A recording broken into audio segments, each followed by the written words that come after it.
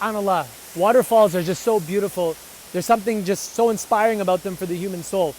The Quran often talks about flowing water, gardens under which rivers flow, as a motivation for the righteous in Jannah. Now, there's many reasons why you can think that flowing water would be inspiring for people.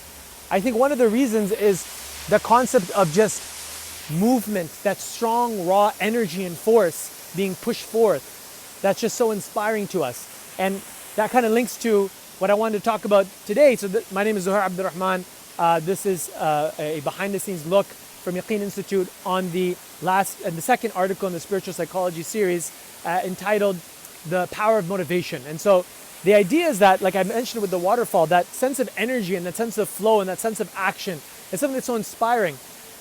This article, inshallah, is going to be talking about that concept of that willpower, that energy that flows within us that enables us to act in the world. Part one of spiritual psychology had to do with our thoughts and where our thoughts emerge into our consciousness. Part two is now going to be in terms of our action. What happens between our thoughts to our action? That's basically what's going to happen in the second part of the article, filling in those gaps. And so I'm really excited, inshallah, for it to be released.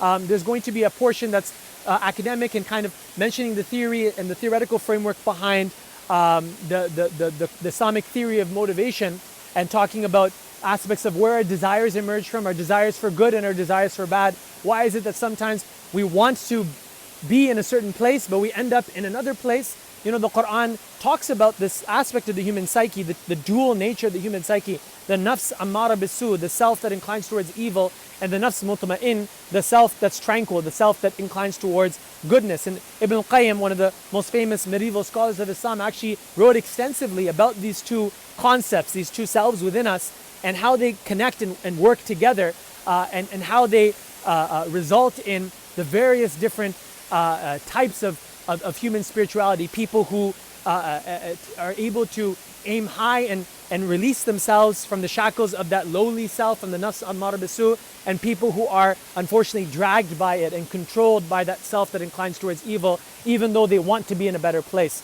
So there's going to be that kind of that theory aspect and really modeling exactly what comprises that motivational state.